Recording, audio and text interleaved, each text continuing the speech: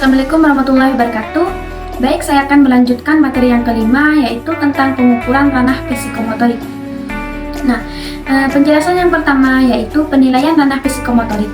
Pengertian penilaian sendiri adalah penerapan berbagai cara dan menggunakan beragam alat penilaian untuk memperoleh informasi tentang seberapa jauh hasil belajar peserta didik atau ketercapaian kompetensi.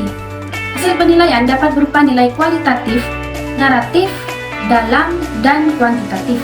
Pada dasarnya, penilaian hasil belajar mempermasalahkan cara pengajar mengetahui hasil pembelajaran yang telah dilakukan. Nah, pembahasan yang kedua yaitu tentang aspek keterampilan pengukuran ranah psikomotorik. Dilakukan terhadap hasil-hasil belajar berupa penampilan. Menurut Galim Purwanto, yang dimaksud tes perbuatan adalah tes di mana respon atau jawaban yang dituntut dari peserta didik berupa perbuatan, tingkah laku konkret.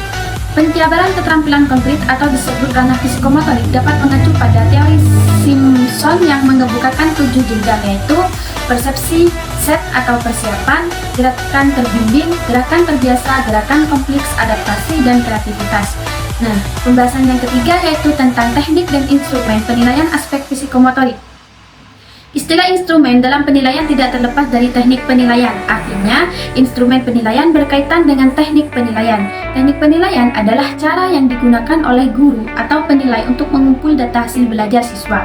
Teknik penilaian hasil belajar siswa ada 9, yaitu tes, observasi, penilaian diri, penilaian antar peserta, penilaian kinerja, penilaian proyek, penilaian produk, dan penilaian jurnal.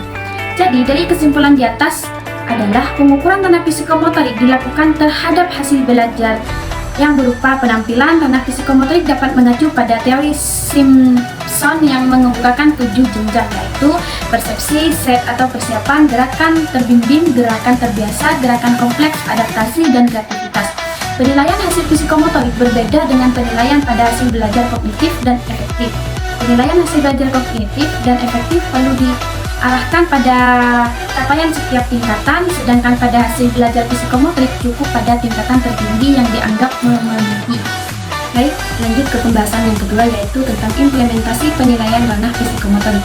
Penilaian pada ranah psikomotorik diartikan sebagai sesuatu penilaian yang dilaksanakan dalam rangka mengukur bagaimana potensi atau kemampuan yang dimiliki oleh peserta didik dalam menyelesaikan suatu tugas yang bermacam-macam dengan relevan dan IPK (Indeks Pencapaian Kompetensi). Penilaian untuk ranah psikomotorik tersebut mencakup keterampilan dalam mempergunakan, menguraikan, memodifikasi, merangkai, serta dalam membuat.